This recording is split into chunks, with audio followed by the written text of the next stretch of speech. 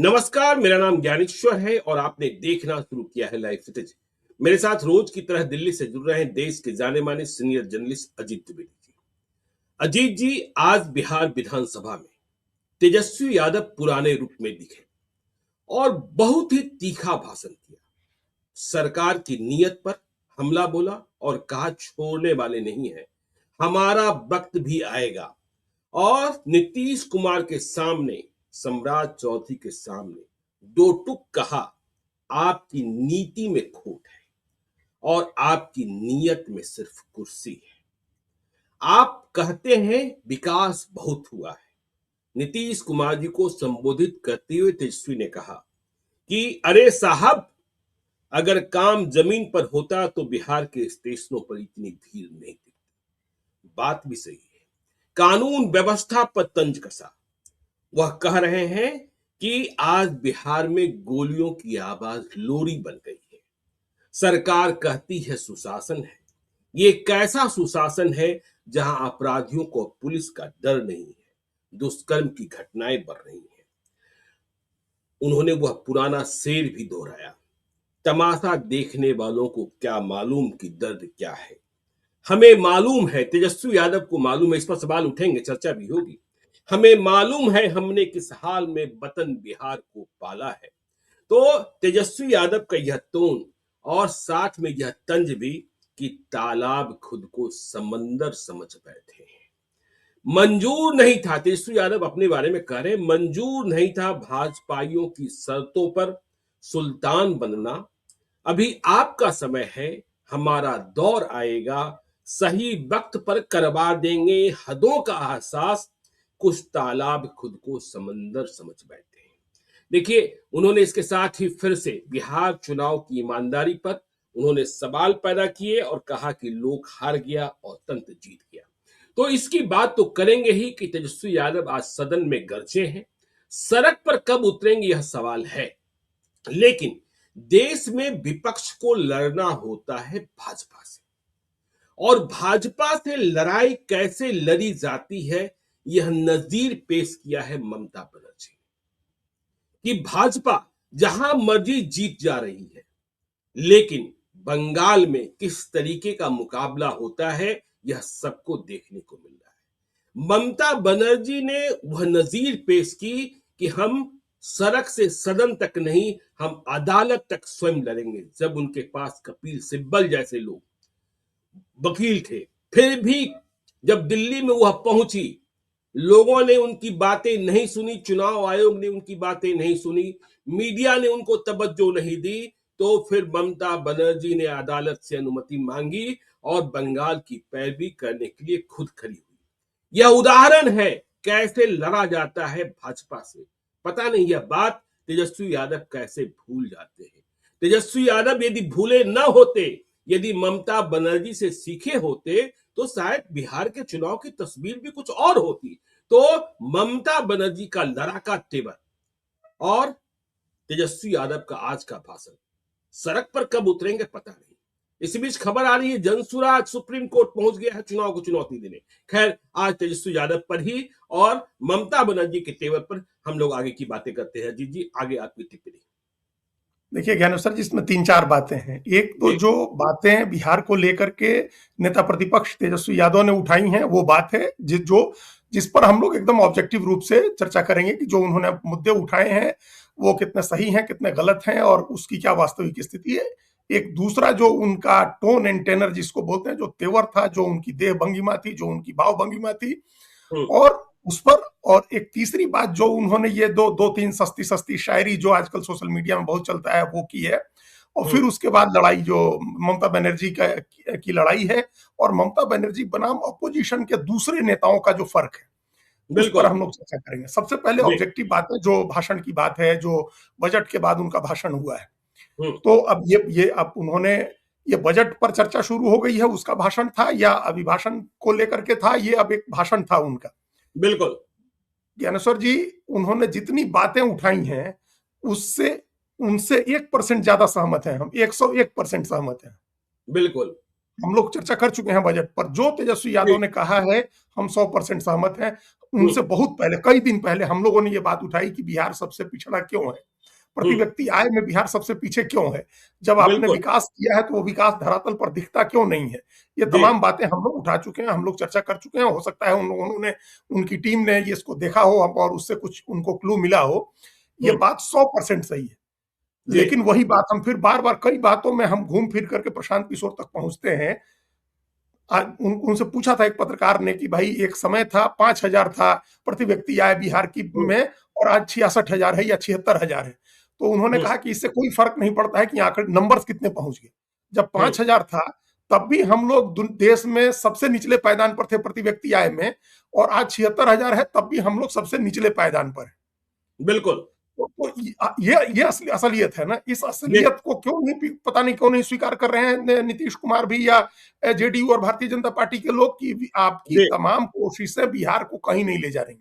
हम्म हम लोग कछुआ चाल से बढ़ रहे हैं, या जहां है वहीं खड़े खड़े कदम ताल कर रहे हैं, हम लोग आगे नहीं बढ़ आज तेजस्वी ने कहा कि देखिए बिहार की स्थिति 1961 जैसी रहे। है। जैसी हमने देखा। 1961 का उदाहरण उन्होंने क्यों लिया यह समझने की बात है। लेकिन जो बातें हम और आप कह रहे हैं, प्रशांत किशोर भी कहते हैं कि तेजस्वी ने पूछा बिहार बेरोजगारी और गरीबी में नंबर 1 क्यों है, प्रति हम्म। व्यक्ति आय में सबसे नीचे क्यों है, शिक्षा के मामले में आज भी फिसड्डी क्यों बना हुआ है।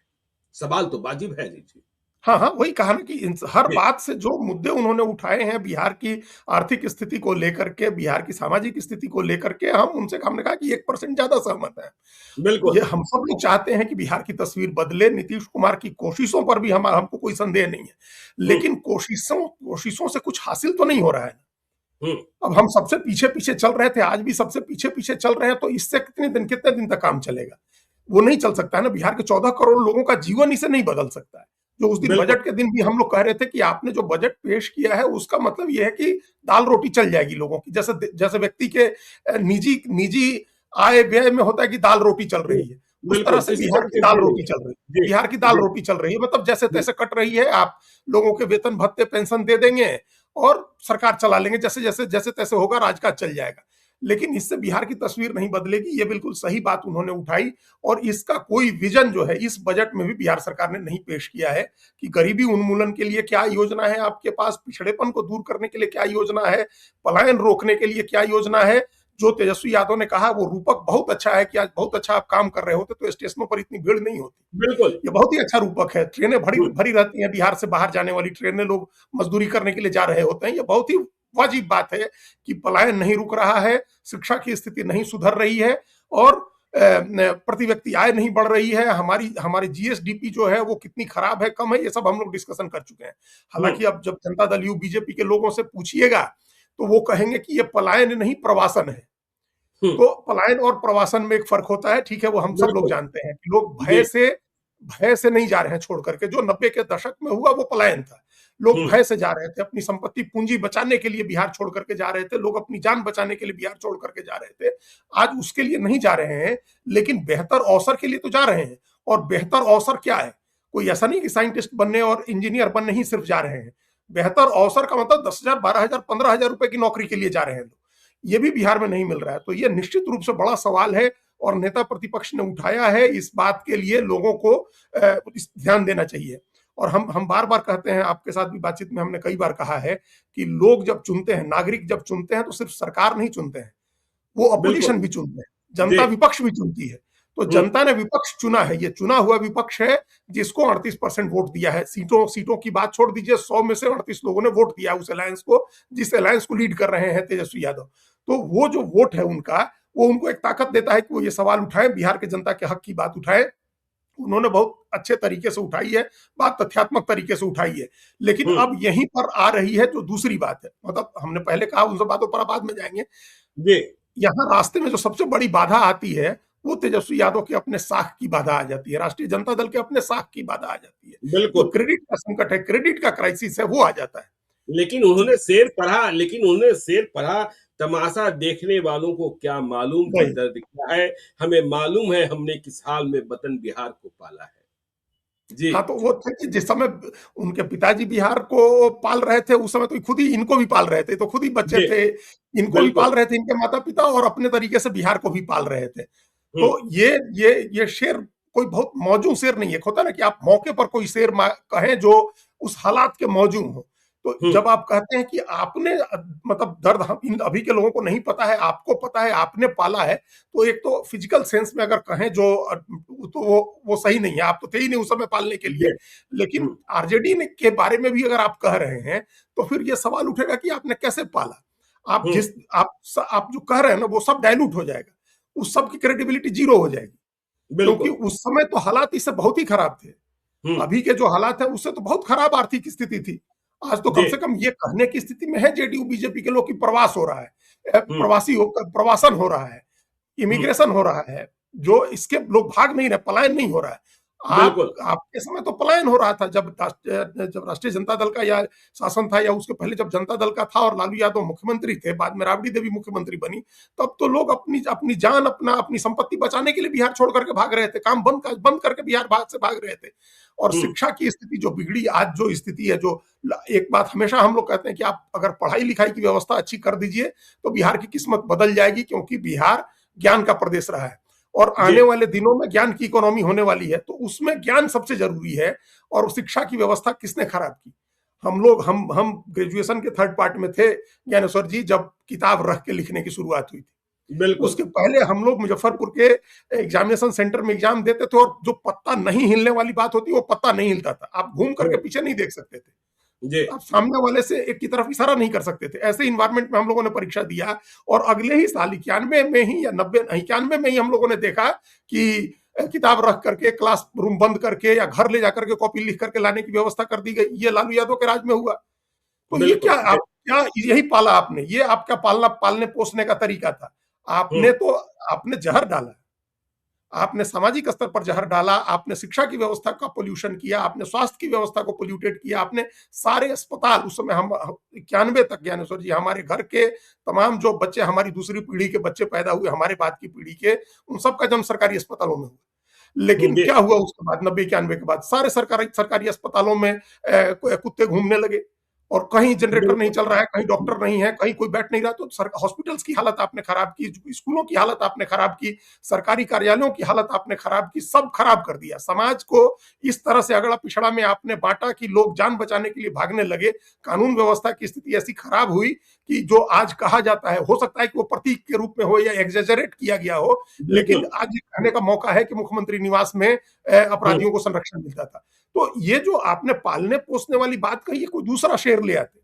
हुँ, कुछ बिल्कुल, दूसरा शेर ले आते। जैसे जी, जैसे हम एक शेर पढ़ रहे हैं जो चंद्रशेखर जी ने पार्लियामेंट में पढ़ा था। हुँ, आप सब लोग जानते हैं, वो सब बहुत पॉपुलर शेर है कि हुँ, कुछ पत्तियाँ टूट गई होंगी चमन में, यही इल्ज़ाम है हम पर चमन से बेवफ़ाई का। बिल्कुल, हैं? जी, जिन्होंने कलियों को रौंदा है, वो खुद हुँ, को गुलशन का रहनुमा कहते हैं। तो आप ये कहते कि कुछ पत्तियाँ टूट गई होंगी, तो लोग हुँ, मानते कि चलिए आप गलती स्वीकार कर रहे हैं। आप तो बिल्कुल, कह रहे हैं कि जैसे आपने बहुत ही कायदे से पाला-पोसा बिहार को। हुँ, भई आप बिहार तो तभी खराब हुआ ना। बिहार जी, की स्थिति तभी खराब हुई। हर पैमाने पर बिहार की स्थिति तभी खराब हुई। हुँ, तो ये मतलब गलत समय पर पढ़ा गया एक गलत शेर था जिसका कोई मतलब नहीं था। तो अब हम जो बात कह रहे थे ज्ञानेश्वर जी, वो ये है कि आपने मुद्दे सारे सही उठाए, हुँ, लेकिन इन मुद्दों को लेकर के आपकी क्रेडिबिलिटी क्या है? सही बात, आपकी बिल्कुल, क्रेडिबिलिटी अगर होती तो फिर लोग यकीन करते कि चलो एक बात एक आदमी कह रहा है, इसकी स्थिति, इसकी क्रेडिबिलिटी है, ये बहुत अच्छा है, इसको हुँ, हम लोग अगली बार ले आएँगे। हम इसलिए क्रेडिबिलिटी का सवाल उठा, अब छोड़ दीजिए लालू यादव और राबड़ी देवी के राज को भी।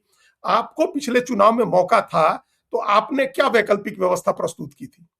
बिल्कुल, आपने एक वैकल्पिक व्यवस्था प्रस्तुत की थी कि हम हर घर में एक व्यक्ति को सरकारी नौकरी देंगे। अब जी, कोई भी व्यक्ति, कोई भी नेता कैसे इतना अगंभीर हो सकता है जो ये दावा करे कि हम हर घर में एक सरकारी नौकरी दे देंगे? जी, बिल्कुल, और तब आप जाकर के नीतीश कुमार पर सवाल उठाएँगे और सोचेंगे कि लोग आप पर भरोसा कर लें। अब जी, चलिए हम इस बात को भी छोड़ें, आपने कहा कि हम हर घर में सरकारी नौकरी देंगे। अब आकर के हुँ, जनता को समझाइए कि कैसे देते? आपकी सरकार आ जाती कैसे तो देते आप जी, कैसे सबको नौकरी दे देते? आके समझाना चाहिए ना। बिल्कुल, हम लोगों ने दिल्ली में ज्ञानेश्वर जी बरसों तक एक वैकल्पिक इकोनॉमिक सर्वे छापा हुआ है। हम हुँ, लोग अपने 10-12 पत्रकारों की एक टीम थी और आप भी जानते हैं अरविंद मोहन को बड़े बिल्कुल। मतलब लेजेंडरी जर्नलिस्ट है हिंदी में, जी, आज तो सबसे बड़े पत्रकार हम मानते हैं उनको। जी। वो अपनी मेहनत, अपने खुद भी मेहनत करते हैं, हम सब लोगों से मेहनत कराते थे, और कमल नयन हुँ, काबरा अंग्रेजी में लिखते थे और उसका हम सब लोग हिंदी में अनुवाद करते थे। 50 पेज 40 पेज मोटा पोथा बनता था। वैकल्पिक आर्थिक सर्वे हम लोग का होता था, सरकार जिस दिन जारी करती थी उस दिन एक हुँ, वैकल्पिक आर्थिक सर्वे आता था, जिसमें हम लोग जी, हकीकत बताते थे कि ये हकीकत है, ये होना हुँ। चाहिए। तेजस्वी यादव को हमारा अभी भी एक सुझाव भी है कि आप इस बजट के विकल्प में एक वैकल्पिक बजट पेश करिए। आप बिल्कुल, कहिए, बिल्कुल। आप आकर के कहिए कि अगर हमारी सरकार बनी होती तो हमारा बजट ये होता, जी। हमारा बजट ये होता। आप अपने आर्थिक हुँ, विशेषज्ञों को बैठाइए। आजकल तो क्या है कि अब आर्थिक विशेषज्ञों की भी जरूरत नहीं है, आप चैट जीपीटी को ही कुछ पैसे देकर के सब्सक्राइब करिए और हुँ, उसी को जिम्मा दीजिए कि भाई बिहार की ये हकीकत है, इस पर आप एक बढ़िया बजट तैयार करिए। कहीं से जी, तैयार कराइए, उसमें अपना विजन भी डालिए और ले आकर के जनता के सामने रखिए कि भाई ये देखिए, ये नीतीश कुमार की सरकार का बजट है जो विजेंद्र प्रसाद यादव ने पेश किया है। तेजस्वी हुँ, यादव मुख्यमंत्री होते तो ये बजट होता। और बिल्कुल, उस बिल्कुल। बजट में आप बताइए कि कैसे आप प्रति व्यक्ति आय बढ़ाते, कैसे आप उसमें कहिए कि आप शराबबंदी खत्म करके प्रति व्यक्ति आय बढ़ा देते, या आप टैक्स जी, बढ़ा करके प्रति व्यक्ति आय बढ़ा देते, या आप कैसे आय बढ़ाते, कैसे हुँ, प्रति व्यक्ति आय बढ़ती, कैसे भारत का ग्रॉस डोमेस्टिक प्रोडक्ट बढ़ता, कैसे बिहार में रोजगार की स्थिति बेहतर होती, आप अपना हर घर में एक रोजगार देने वाली बात का भी ब्लूप्रिंट रखिए, कैसे हुँ, ट्रेनों पर स्टेशनों पर भीड़ कम होती, पलायन रुकता, आप आकर के रखिए। आज वो बिल्कुल। रखना चाहिए। आज जी, अगर वो पहले से तैयार किए रहते, सबसे बड़ी विधानसभा में बात। जी, रखते, बिल्कुल, तो ये आप करिए। बिल्कुल। नहीं हुँ, तो आप जो कह रहे हैं उसकी कोई साख नहीं है, उसका कोई क्रेडिट नहीं है उसका, क्योंकि हुँ, आपका जो पृष्ठभूमि है, आपकी आपका जो इतिहास है वो सबको पता है। अब हुँ, इतिहास हम छोड़ दे रहे हैं, हम आपको भविष्य के लिए मौका दे रहे हैं कि आप अपना एक वैकल्पिक बजट पेश करके दिखाइए कि तेजस्वी यादव मुख्यमंत्री होते तो उनका ये बजट होता। हुँ, फिर आप माना जाएगा, फिर लोग उसको उसको सौटी पर कसेंगे, फिर देखेंगे कि आप सही हैं कि गलत हैं। बात उन्होंने बिल्कुल सही उठाई है, उस बात का उनके पास कोई इलाज है या नहीं है। अभी जो जी, कमियाँ तो हर आदमी बता देता है, कमियाँ क्या है? हुँ, कमी तो हम सब आदमी बता देते हैं, अब तो बच्चे बच्चे को रटवा दिया है प्रशांत किशोर ने कि बिहार में क्या-क्या कमी है। तो आप कोई आदमी आकर के रखे उस कमी को दूर करने का उपाय। तो तेजस्वी बिल्कुल। यादव ने वो नहीं रखा, जी, वो पेश नहीं किया। तो ये तो एक बात आपकी हो गई जो पहला आपने कहा बजट का। बिल्कुल ऑब्जेक्टिव वाली बातें हो गई कि भाई हुँ, तुलसी ने जो आज कहा, उसका सच क्या है और क्या कर सकते थे, जो क्या उन्होंने नहीं किया। अब चले हम हुँ, लोग दूसरे पक्ष की ओर, जो देशव्यापी है कि हुँ, कैसे भाजपा से लड़ा जाता है। यह नजीर या उदाहरण पेश किया ममता बनर्जी ने, इतिहास बन गया। सुप्रीम कोर्ट में कोई मुख्यमंत्री स्वयं अपने केस की या कहे कि प्रांत की पैरवी कर रहा है। देखिए बिहार में अभी अभी चुनाव संपन्न हुए हैं, वहां भी मुद्दा था, वहां भी मुद्दा था, लेकिन तेजस्वी यादव को क्या लड़ने नहीं आया? ममता बनर्जी को लड़ने आता है। ममता बनर्जी स्ट्रीट फाइटर कही जाती हैं। तेजस्वी यादव को घर से निकलने में परेशानी होती है, ममता बनर्जी सड़कों पर होती है और अब तो अदालत में भी स्वयं पहुंच गई है। कहीं पहुंच जाना हो, ममता बनर्जी को गुरेज परहेज नहीं है। बिल्कुल ज्ञानेश्वर जी, बिल्कुल ज्ञानेश्वर जी। एक बात उसमें रह गई, जो उन्होंने जी, कहा ना कि लोक की हार हो गई, तंत्र जीत गया। बिल्कुल हाँ। इसको भी आप जनता के बीच में जाकर के बताइए कि आप क्या कहना चाह रहे हैं। ये तो एक जुमला टाइप का हो गया ना, वर्ड प्ले हो गया। लोकतंत्र में आप जी, कह रहे हैं कि लोक की हार हो गई, तंत्र जीत गया, तो आप डिटेल बताइए जाकर के। और हम्म, जनता को ये भी बताइए कि अगर तंत्र जीता है, लोक हारा है, तो आपने कितनी शिकायतें चुनाव आयोग से की हैं, इसी से हम ममता बनर्जी पर जाएँगे। आपने जी, कितनी शिकायतें चुनाव आयोग में की हैं, कितनी शिकायतें आपने कोर्ट में की हैं। हम्म, अब देखिए, समय सीमा बीत गई ज्ञानेश्वर जी। 45 जी, दिन की समय सीमा होती है शिकायत करने के लिए, चुनाव आयोग से सीसीटीवी की फुटेज माँगने के लिए, कई चीज़ों के लिए 45 दिन की एक सीमा होती है, वो सीमा निकल गई बिहार में। हम्म, अब आपने जो है कुछ किया नहीं है। अब आप कह रहे हैं कि लोग हार गया और तंत्र जीत गया। इसको आप डिकोड करिए, अपना जो सूत्रवाक आपने बोला वो डिकोड करिए। इतने बिल्कुल, मैसिव मैंडेट को आपके मुकाबले 10% वोट ज़्यादा मिला है एनडीए को। तो ये हम्म, 10% वोट आप क्या कह रहे हैं कि रिग्ड हुआ है, उन्होंने धांधली की है, गड़बड़ी की है किसी तरह से तंत्र के जरिए, या आप ये कह रहे हैं जो प्रशांत किशोर या दूसरे लोगों ने कई बार कहा कि रुपए बांट करके जीत गई है पार्टी। दोनों अलग बिल्कुल, अलग जी, चीजें। जी, अगर चुनाव के ठीक पहले पैसे बांटे गए महिलाओं को, या दूसरे स्कीम्स के लिए खजाना खोला गया, तो इस पर हम आलोचना कर सकते हैं, इसकी आप भी कर सकते हैं। लेकिन जी, कांग्रेस पार्टी तेजस्वी यादव किस मुंह से करेंगे? आप भी तो यही कह रहे थे कि हम 2,500 रुपया देंगे। जी। तो और उस पर तो आप कर्नाटक में आलोचना आपने नहीं क्या की। किया? हिमाचल प्रदेश में आपने क्या किया? वही किया है, और बगल में हाँ, झारखंड में क्या, चुनाव के जी, ठीक पहले झारखंड में आपने क्या महिला किया? सम्मान योजना का पैसा दिया। तो हाँ, वो तो आपकी आलोचना उस ग्राउंड पर तो आप आलोचना नहीं कर सकते हैं। तो हम्म, आप इसका मतलब ये कह रहे हैं कि चुनाव रिग्ड की हुआ, तंत्र ने धांधली कर दी, या वोटर लिस्ट में गड़बड़ी हुई, कुछ भी हुई, अगर आप ये कहना चाह रहे हैं, तो इसकी हम्म, लड़ाई आपने कौन सी लड़ी? इसके लिए तो बिल्कुल चुनाव सही। आयोग तुरंत चुनाव के बाद आपको सड़क पर उतरना चाहिए था ना। जी। आप इस तरह से आप सीधे-सीधे या आपने हार गए, अपने कार्यकर्ताओं को आप एक मनोबल बढ़ाने के लिए आप एक मैसेज देना चाह रहे हैं, तो इसके लिए आप तमाम इंस्टीट्यूशंस को कटघरे में मत खड़ा करिए, उनकी छवि पर, उनकी साख पर आप धब्बा मत लगाइए। अगर हुँ, लगाना है तो आप तथ्यों के साथ आइए, तथ्य लेकर के जाइए चुनाव आयोग के पास। हो सकता है नहीं सुने चुनाव आयोग, लेकिन जाइए तो सही, जैसे ममता बनर्जी गई, ममता बनर्जी की भी नहीं सुनी। जी। लेकिन गई तो ममता बनर्जी 13 लोगों को लेकर के आई थी, परिवार के लोगों को बोली कि हम तो लाखों लोगों को ले आ सकते थे, लेकिन ये वो लोग हैं जो जिंदा हैं और इनके नाम मरा हुआ बता करके वोटर लिस्ट में से काट दिया गया। तो हुँ, ऐसा ऐसा एक काम भी किया है तेजस्वी यादव ने कि जो बिहार में नहीं नाम किया? कटे 70 लाख 69 लाख के करीब, उसमें से कुछ जीवित लोगों के भी नाम कटे। राहुल गांधी ने तो 2-4 लोगों को बुलाया भी, मुंगेर जमुई के लोगों को। तेजस्वी बिल्कुल। यादव ने किनको बुलाया? तो जी। आप आके कह देंगे कि लोक हार गया, तंत्र जीत गया, एक जुमला, पॉपुलर सा जुमला है जो हर आदमी पिछले, जो हारता है वो पिछले 50 साल से यही बात कह रहा है कि हुँ, लोक हार गया, तंत्र जीत गया। तो इसके लिए क्या सामने रखेंगे आप? कोई तथ्य देंगे ना लोगों को, कन्विंस बिल्कुल। करेंगे ना लोगों को, या कन्विंस बिल करना जरूरी नहीं समझते आप? हुँ, तो ये तो वो जो कहा उन्होंने वो एक जुमला था, अगर उसमें जरा सी भी सच्चाई है और उनके पास सबूत है तो आकर के पेश करना चाहिए। अब जी। यहीं से हम लोग ममता बनर्जी पर शिफ्ट करते हैं ज्ञानेश्वर जी। हुँ, जिस तरह की लड़ाई ममता बनर्जी ने लड़ी, बिहार के लगभग बराबर ही वोटर हैं पश्चिम बंगाल जी। में, और वहां बिहार से कम वोटर्स के नाम कटे। और ऐसा हुँ, इसलिए हुआ क्योंकि ममता बनर्जी ने तैयारी की, उसके लोगों ने ग्राउंड पर काम किया, एसआईआर में नाम 58 लाख कटे।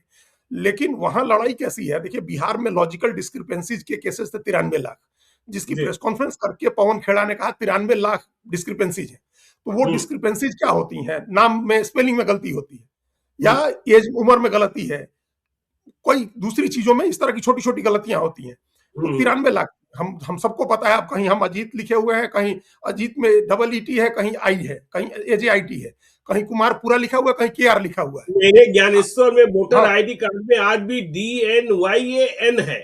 हाँ, अच्छा ज्ञानेश्वर जो DNYAN जी। जो महाराष्ट्र में लिखा जाता है इस तरह से, महाराष्ट्र में लिखा था। जी, तो महाराष्ट्र में इस तरह से ज्ञानेश्वर लिखते हैं तो ध्यान जी, दे से शुरू होता है, जी। तो उस तरह से लिखा हुआ है। अब हुँ, ये लॉजिकल डिस्क्रिपेंसीज है, तो इस ग्राउंड हुँ, पर आपको नोटिस थोड़े दिया जा सकता है। कल सुप्रीम कोर्ट ने यही कहा कि भाई इस तरह स्पेलिंग स्पेलिंग की गलती पर, अब बंगाल में क्या है, दत्त है टाइटल जैसे, तो दत्त हुँ। में बहुत लोग डी ए लिखते हैं, बहुत लोग डी यू से शुरू करते हैं। तो अब बिल्कुल। ये पिताजी के नाम में डी ए है, बेटे के नाम में डी यू है, तो ये लॉजिकल डिस्क्रिपेंसीज हो गई। जी। मोहम्मद में किसी ने सिर्फ एमडी लिखा हुआ है, किसी ने पूरा मोहम्मद लिखा हुआ है, किसी ने मोहम्मद में एमओ से लिखा हुआ है, किसी ने एमयू से लिखा हुआ है। हुँ, तो ये एक लॉजिकल डिस्क्रिपेंसीज हो गई। गांगुली में किसी ने लास्ट में आई लिखा है, किसी ने वाई लिखा है, तो लॉजिकल डिस्क्रिपेंसीज है ये। तो हुँ। ऐसे ऐसे मामलों में 1.25 करोड़ नोटिस दिए गए हैं। इसके लिए लड़ रही है टूथ एंड नेल से ममता बनर्जी की भाई ये क्या तरीका हुआ। कल सुप्रीम कोर्ट ने इस पर सुना और कहा कि भाई स्पेलिंग के ग्राउंड पर आप लोगों को मत इस तरह से नोटिस दीजिए और नाम मत काटिए। तो बिल्कुल। क्या इस तरह की गड़बड़ियां थी बिहार में भी? ज्यादा नाम कटे बिहार में भी। अनेक लोग ऐसे निकले जो जीवित थे और उनका नाम कटा, लेकिन किसी एक व्यक्ति की लड़ाई तेजस्वी यादव ने नहीं लड़ी। एक जी। व्यक्ति की लड़ाई नहीं लड़ी। और हुँ, ममता बनर्जी एक एक व्यक्ति की लड़ाई लड़ रही। हुँ, ग्राउंड पर पहले लड़ा उन्होंने, अपने वर्कर्स को उन्होंने एनर्जाइज किया, और उसके बाद इस मुद्दे को लेकर के पहले उन्होंने अपने भतीजे जो डायमंड हार्बर के एमपी हैं, अभिषेक बनर्जी जनरल सेक्रेटरी हैं, उनको भेजा। और जी। अब अभिषेक बनर्जी जब मिले तो हिम्मत इन लोगों की ऐसी है, इसकी बड़ी लोग आलोचना करते हैं, लेकिन हुँ, अभिषेक बनर्जी ने चुनाव आयोग से, मुख्य चुनाव आयुक्त से आंखें मिला करके कहा कि आप सिलेक्टेड हैं, हम इलेक्टेड हैं। आपको जी। नियुक्त किया गया है और हमको चुना है जनता ने भी, ये हुँ, बंगाल की जनता ने। तो आपको हुँ, हमारी बात सुननी होगी। अपनी बात सुना करके निकले, और बाहर जब उन्होंने रैपिड एक्शन फोर्स की तैनाती देखी चुनाव आयोग के बाहर, तो उन्होंने हुँ। कहा कि जब हम आए हैं तो ये तैयारी है, जब ममता बनर्जी आएंगी तब आप क्या करेंगे? मतलब जब अच्छा। तूफान आएगा तब आप क्या करेंगे? ये कहा कि अभिषेक बनर्जी निकले थे कि जब हम आए तो इतना करना पड़ा, जब हुँ, ममता बनर्जी आएंगी तब क्या करेंगे? और जब ममता बनर्जी आई तो सचमुच जैसे होता है कि एकदम तूफान आए, जैसे उस तरह से ममता बनर्जी आई, और वो चुनाव आयोग से मिलने गई काले रंग की शॉल ओढ़ करके। एक प्रतीकात्मक होता है विरोध करने के लिए। और बिल्कुल। आप 2 जगह बंग भवन है, एक हेली रोड में है और दूसरा चाणक्यपुरी में है, हुँ, उमाशंकर दीक्षित मार्ग में। दोनों जगह जो है ऐसी हेवी तैनाती थी पुलिस की, चूंकि ममता, खबर थी कि ममता बनर्जी बहुत सारे लोगों को लेकर के आ रही हैं जो जीवित हैं, जिनके नाम कटे हैं या जो अपने हुँ, पते पर हैं, नाम कटे हैं, उन तमाम लोगों को लेकर के आई थी। और ममता बनर्जी आई और पुलिस को देखा, उन्होंने बैरिकेडिंग देखा और इन्होंने कहना शुरू किया दूर से, कह रहे आप किस लिए खड़े हैं, आप क्यों खड़े हैं, आप लोगों को परेशान करने के लिए खड़े हैं। और वीडियो हुँ, में आप देखिएगा कि दिल्ली पुलिस के लोग चले गए, भागने लगे, छोड़ जी। करके वो जगह छोड़ करके हटने। तो ये हिम्मत होनी चाहिए, ऐसी हिम्मत है ममता बिल्कुल। बनर्जी। वो हिम्मत उन्होंने दिखाई, और फिर वो चुनाव आयोग से मिली 1.5 घंटे तक। जी। और बाहर आकर के, तब भी दिल्ली पुलिस हर जगह रैपिड एक्शन फोर्स, और बाहर आकर के उन्होंने कहा हम उसको इंडोर्स नहीं कर रहे हैं, लेकिन उन्होंने कहा कि हमने इतने लंबे जीवन में उतनी बार, उन्होंने बताया कि कितनी बार केंद्रीय मंत्री रही हैं, 4 बार 5 बार केंद्रीय मंत्री रही हूं, 3 बार से मुख्यमंत्री हूं, और हमने इतना अहंकारी और झूठा चुनाव आयोग नहीं देखा। और उन्होंने अपनी सारी बातें रखी, वहां लोगों को पेश किया कि ये लोग थे, तो वहां लड़ाई लड़ी। और एक याचिका उन्होंने दायर की थी, पहले एक याचिका डोला सेन और डेरेक ओब्रायन ने डाली थी, एक याचिका ममता बनर्जी ने बतौर मुख्यमंत्री अपनी तरफ से याचिका डाली सुप्रीम कोर्ट में, और सुप्रीम कोर्ट में सुनवाई के लिए पहुंची 22 साल के बाद, 23 साल के बाद ममता बनर्जी ने काला गाउन पहना कोर्ट में जाने के लिए। वो वकील हैं, by by by education, by profession, वो ट्रेंड लॉयर हैं। लालू यादव भी थे, हालांकि कभी हम लोगों ने उनको उस तरह से करते देखा नहीं, लेकिन वो 2003 तक प्रैक्टिस करती थी। वो खड़ी तो हुई, अदालत से पूछा उन्होंने, और 13 मिनट तक अपना पक्ष रखा उन्होंने, और इसका असर हुआ। चुनाव भाई, चीफ जस्टिस की बेंच थी, वो सब लोग जानते ही थे सारी चीजें, और उन्होंने बड़ा स्पष्ट गाइडलाइन दिया कि आप स्पेलिंग के आधार पर लोगों को लॉजिकल डिस्क्रिपेंसीज के नोटिस मत दीजिए, उनके नाम मत काटिए, और जो जेन्युइन वोटर है, यही ममता बनर्जी कर रही है। जो कोई गलतफहमी किसी को नहीं रखनी चाहिए कि ममता बनर्जी कोई बोगस वोटर को बचाने के लिए खड़ी हो रही है। जो बोगस वोटर है, जो मृत वोटर है, जो शिफ्ट कर चुका वोटर है, जो बिहार में क्राइटेरिया था, उस पर जो नाम कटे हैं उनको लेकर के कोई बात नहीं है। जेन्युइन एक वोटर का नाम नहीं कटना चाहिए। हम लोगों ने जब पहले दिन एसआईआर पर चर्चा की थी, तो यही बात कही थी कि हम एकदम एसआईआर के पक्ष में हैं।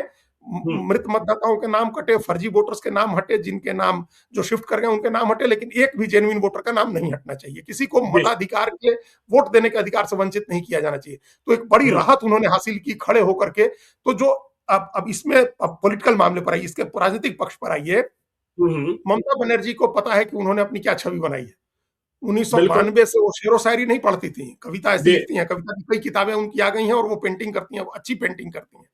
तो 1992 में जब राइटर्स बिल्डिंग से ज्योति बसु की सरकार ने बाल पकड़ के उनको घसीट करके बाहर निकाला था, और वो कह के गई थी कि अब मुख्यमंत्री होकर के इस बिल्डिंग में आऊंगी, तो उसके लिए उन्होंने रात दिन सड़क पर उतर के संघर्ष किया। तेजस्वी यादव ने कभी जीवन में वो संघर्ष नहीं किया है।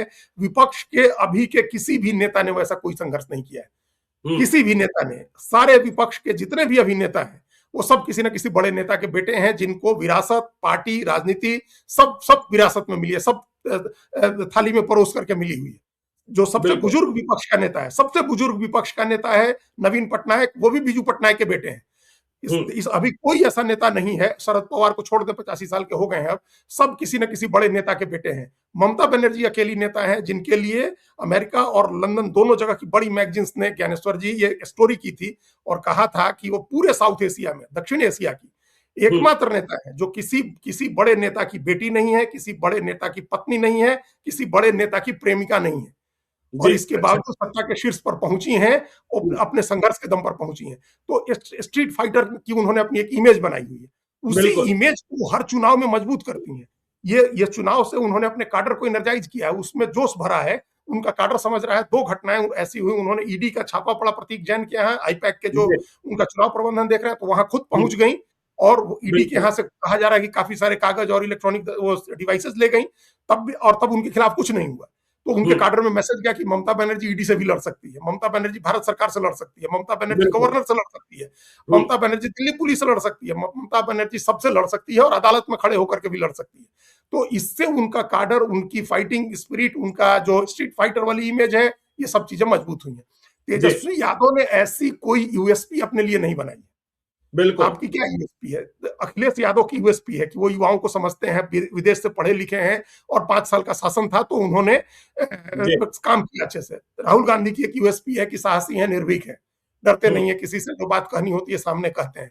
तो हर नेता की एक यूएसपी है। तेजस्वी यादव की क्या यूएसपी है? अपनी अभी तक एक बड़ी हैरानी, कोई नीश कार्व नहीं किया है उन्होंने, अपने लिए कोई अपनी आइडेंटिटी नहीं बनाई है उन्होंने।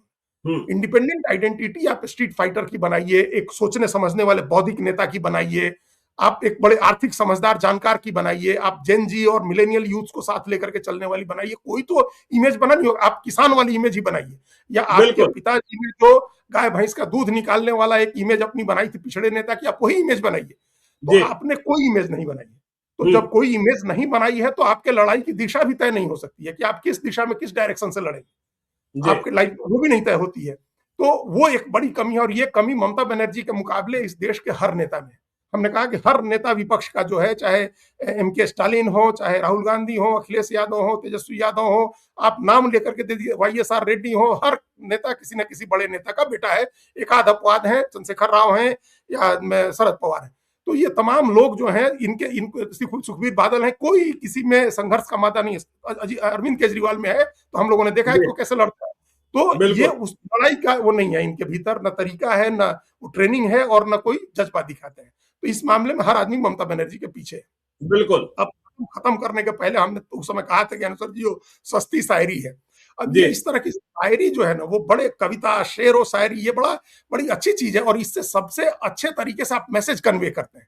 जैसे देखिए, वो व्यक्ति आज कहता है ना, जो देवेंद्र फडणवीस ने कहा था कि पानी उतरता देखकर मेरे किनारे घर मत बना लेना, मैं लौट कर आऊंगा, मैं समंदर हूं। तो आज हर आदमी कहता है वो लौट के आए, तब इस बात को लोगों ने कहना शुरू किया कि इस व्यक्ति ने कहा। अब तेजस्वी यादव की बात सुनो, कहा तुम्हारा समय है, हमारा दौर आएगा। इसका कोई मतलब, इसका कोई अर्थ है क्या सर जी? नहीं, बिल्कुल ये दौर चल रहा है नीतीश कुमार का जी। आजाद हिंदुस्तान के इतिहास में ऐसा दौर गिने चुने नेताओं का रहा है जो नीतीश कुमार का दौर चल रहा है जी। समय थोड़ा सा समय नहीं है, नीतीश कुमार का दौर चल रहा है, युग चल रहा है, और दूसरा युग चल रहा है। हम लोगों के हिसाब से, हम लोगों के धार्मिक मान्यता में 12 साल का एक युग बोलते हैं। ये दूसरा युग चल रहा है उनका, बिल्कुल दूसरा युग चल रहा है, दौर चल रहा है। किसी का दौर ऐसा नहीं रहा, इतना लंबा दौर किसी का नहीं रहा। तो नीतीश कुमार का दौर चल रहा है। अब इसके बाद आपका क्या दौर आएगा? अब लालू यादव कहते थे कि हम 20 साल राज करेंगे, तो 15 साल किए, तो वो एक दौर था। तो अब दौर तो हो गया, आपके लालू यादव का भी दौर रह चुका, अभी नीतीश कुमार का दौर चल रहा है।